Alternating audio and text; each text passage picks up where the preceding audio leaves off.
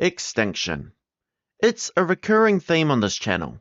In my regular videos, I focus a lot on conservation. But what is the conservation status given by the IUCN, if not a likelihood of an organism going extinct? That is not to mention how extinction touches the prehistoric animals I cover, and I've even dedicated a video to the extinct thylacine. But today, I am taking a different approach. Let's delve into mass extinctions. What are they? How many have occurred? What causes them? These are big questions, and a 20-minute video won't cover everything. So this will be the first in a mini-series where I will explore each of Earth's known mass extinctions. As usual, a document with the sources for the images used, along with research papers I found useful, will be included in the video description. Most people would agree that the term extinct means none of that species is currently alive. There are two categories of extinction, global and local.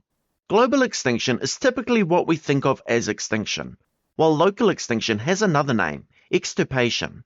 This refers to a species disappearing from part of its historical range, but still existing elsewhere in the world.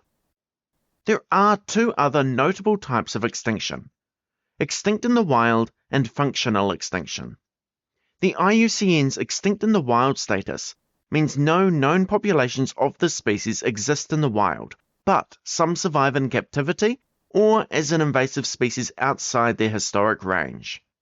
For example, the Guam kingfisher has been extinct in the wild since 1986, but survives in captive breeding programs in the United States and Guam. A species can lose this status if a wild population is discovered or if it's been successfully reintroduced to the wild, as seen with the scimitar oryx. Declared extinct in the wild in 2000, a breeding program led to its reintroduction in Chad in 2016, and a calf was born in the wild in 2017, the first in over 20 years. As of 2021, around 400 scimitar oryxes live in the wild, and the species is now listed as endangered. So, extinct in the wild is a type of extinction that can be reversed with human intervention. Functional extinction refers to a population that is no longer viable. This could happen if the last individuals of a gender die, preventing reproduction, or if the population is so small that inbreeding makes offspring less viable.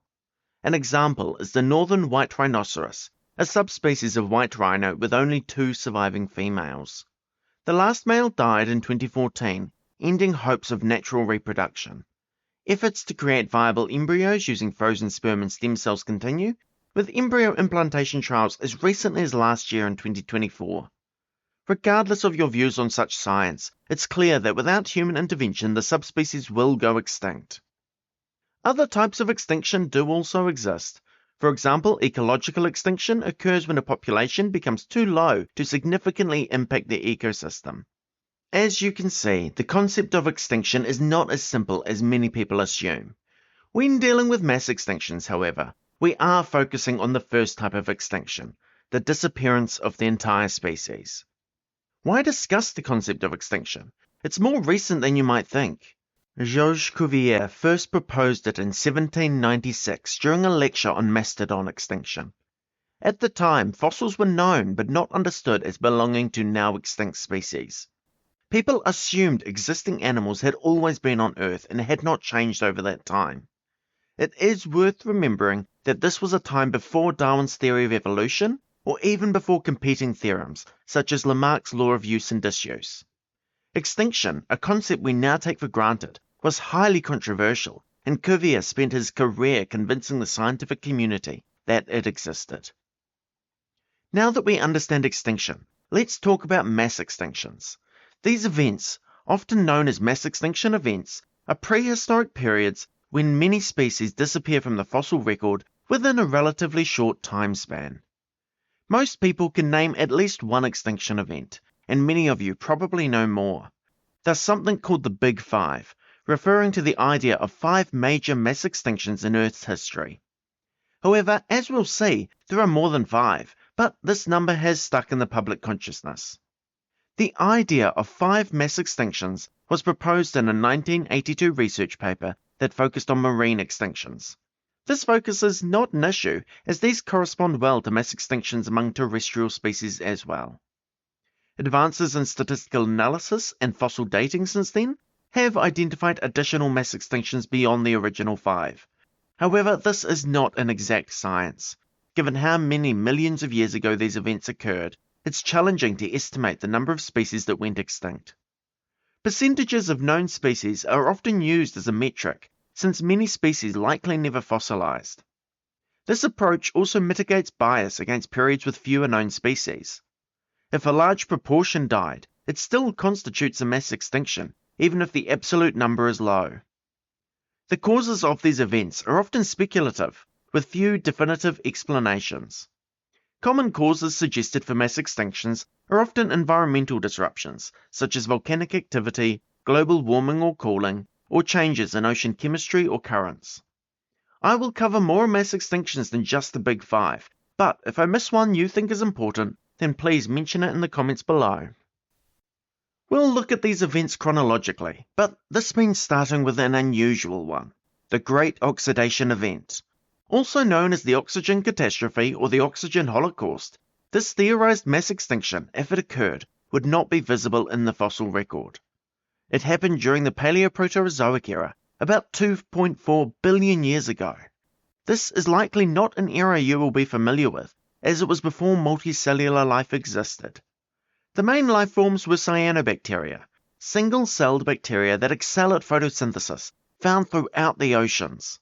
Earth's atmosphere, then, was rich in gases like carbon dioxide, methane, hydrogen, helium, and ammonia.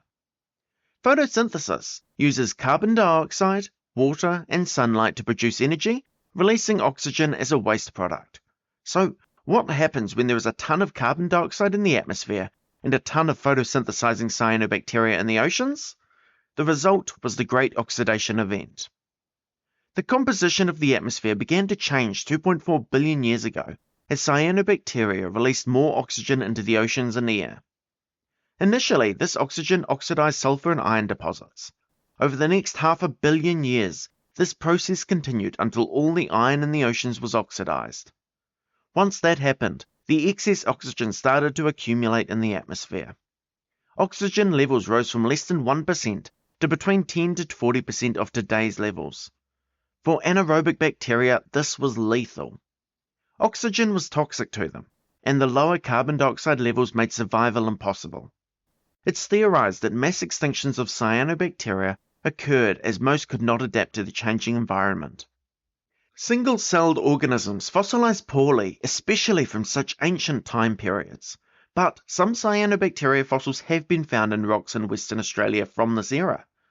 However, the fossil evidence is too scarce to confirm a mass extinction, though the theory makes sense given the atmospheric changes that occurred during this time. The Great Oxidation Event also triggered the Earth's first ice age, the Huronian glaciation. Increased atmospheric oxygen converted methane into carbon dioxide and water. Methane's stronger greenhouse effect than carbon dioxide led to rapid cooling, further challenging cyanobacteria survival. While devastating for cyanobacteria, the rise in oxygen and Earth's cooling were crucial for the evolution of multicellular life.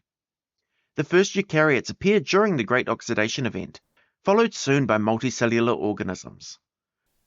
Without the increased levels of atmospheric oxygen, it is highly likely that more complex life would have never evolved, and the land masses may well have remained uninhabited. Given the limited fossil evidence, it's not surprising that some scientists dispute the Great Oxidation Event as a mass extinction. Experiments show anaerobic bacteria can quickly adapt to increased oxygen by producing enzymes to break it down. Skeptics argue the rise of oxygen occurred over a longer period, allowing bacteria to adapt, and suggest other processes like volcanic activity could explain the changes seen in rock layers. Thus, while often considered a mass extinction, the Great Oxidation Event remains debated. The first uncontested extinction event is the End Ediacaran. This is the event that marked the end of the Proterozoic Eon and the start of the current Phanerozoic Eon. It occurred approximately 635 to 538 million years ago. The Ediacaran period hosted some of the earliest known complex multicellular life forms, but this extinction event paved the way for the Cambrian explosion. This was a massive diversification of complex life at the beginning of the Cambrian period, resulting in many of the organisms we recognize today.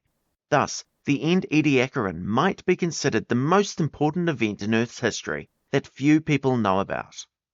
Life in the Ediacaran had forms that seem alien to us today, hundreds of millions of years later.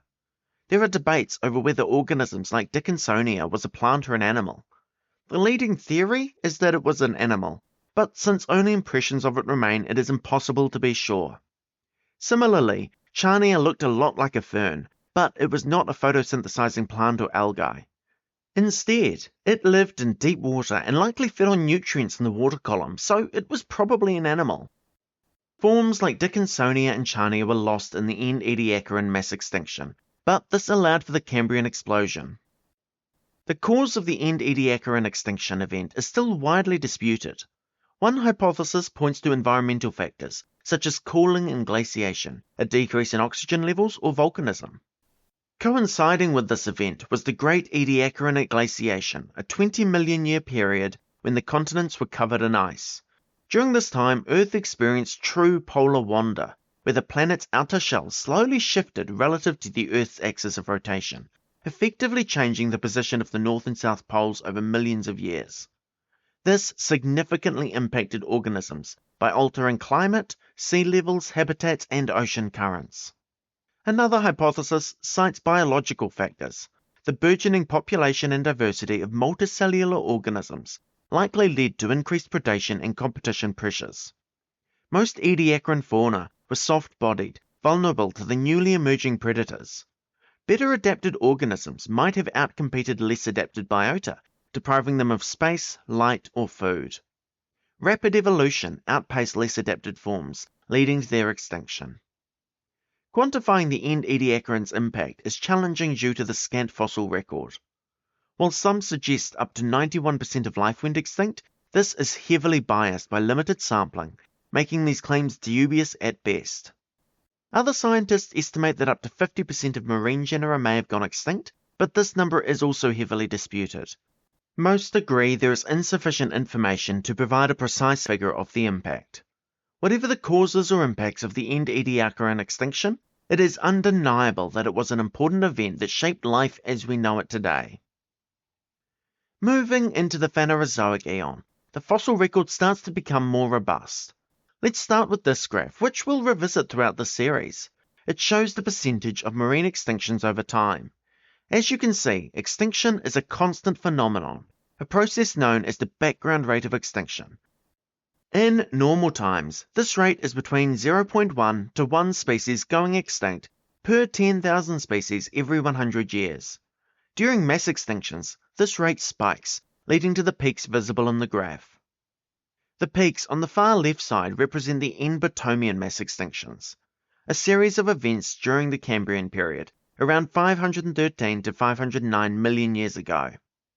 These events are often overlooked due to the low number of known Cambrian species. They collectively wiped out 50% to 80% of all marine genera, a staggering loss of life comparable to many of the better-known extinctions. The causes for the end Batomian mass extinctions are less understood than later events, but likely involved a mix of environmental factors. Earth was still stabilizing after the Great Oxidation Event, the end of the Proterozoic Aeon, and the end Ediacaran extinction. During much of the Cambrian period, oxygen and carbon dioxide levels fluctuated. These mass extinctions are believed to result from rising sea levels, causing an upswell of deep-sea anoxic waters, suffocating many life forms. Widespread volcanic eruptions may have exacerbated oxygen deprivation in the oceans by releasing greenhouse gases. Additionally, volcanic carbon dioxide absorbed by the oceans increased acidity, as it forms carbonic acid when combined with water. This is particularly devastating for organisms reliant on calcium carbonate, such as trilobites, mollusks, and brachiopods. These organisms used calcium carbonate for their shells and skeletons.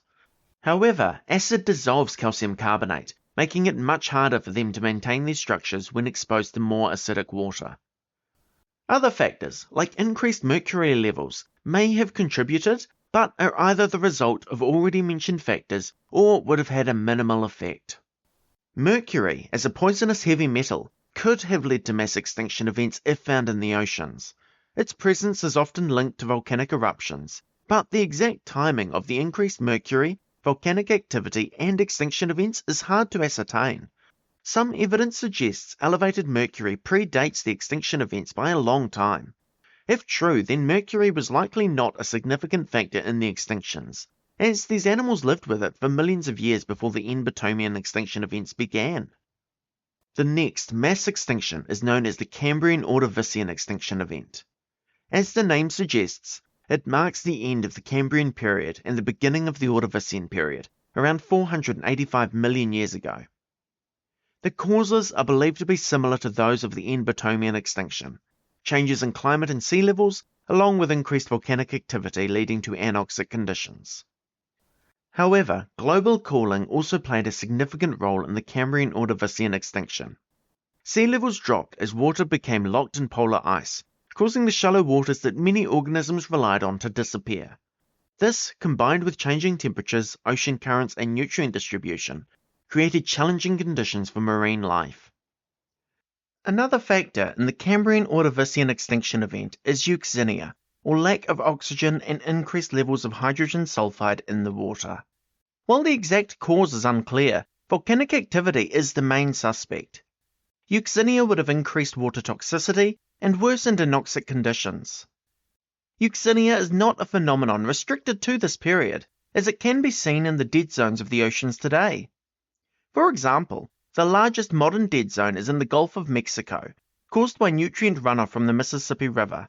This unfortunately means we can observe the effects that euxinia would have had on the ancient oceans, with anoxia and toxic conditions leading to the major disruption of marine ecosystems.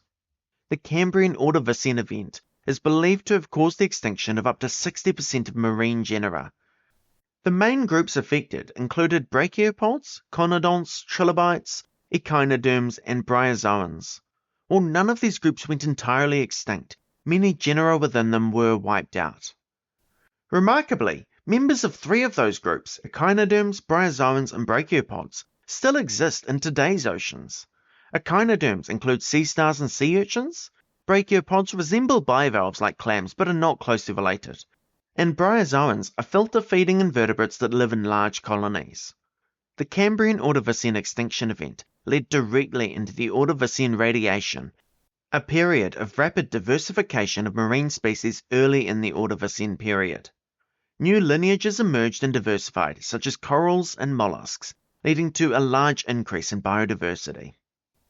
The Cambrian-Ordovician extinction is the 4th extinction event we've examined, and interesting patterns are already emerging. Notably, we haven't yet covered any of the so-called Big 5 mass extinctions, which we'll start to tackle in the next video of this series. One fascinating similarity between the extinctions discussed so far is that a loss of diversity during a mass extinction is often followed by an explosion in diversity. This phenomenon, known as adaptive radiation, occurs when organisms quickly diversify into many new forms. Mass extinctions create unoccupied niches, allowing species that couldn't previously compete to thrive. A textbook example of adaptive radiation is Darwin's finches, observed by Charles Darwin during his voyage to the Galapagos Islands. Although they are tanagers and not actually finches, the common name for the group is stuck. These birds exhibit remarkable variation in beak shape, each adapted to different niches.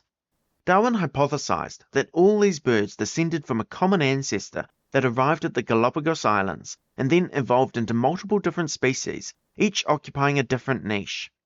Genetic testing has since provided further evidence for this theory. Adaptive radiation doesn't require mass extinction, as is seen with Darwin's finches. However, mass extinctions naturally free many niches, providing ideal conditions for adaptive radiation. The Cambrian explosion and the Ordovician radiation are prime examples, but many others exist throughout history. Some of these are related to other mass extinctions, but others are triggered by different factors. I hope you enjoyed this video. As mentioned at the start, this is the first in a series covering mass extinctions from the beginning of time to the present day. Starting from the beginning has allowed us to witness the tumultuous start of life on Earth. Whether due to a lack of oxygen, too much oxygen, volcanic activity, or glaciation, these early extinction events highlight how much life on Earth relies on the planet's whims. The next video in this series will include some of the most well-known extinctions, so stay tuned.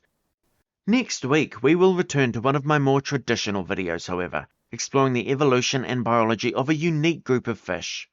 Thank you for listening, and share your thoughts on this topic in the comments below.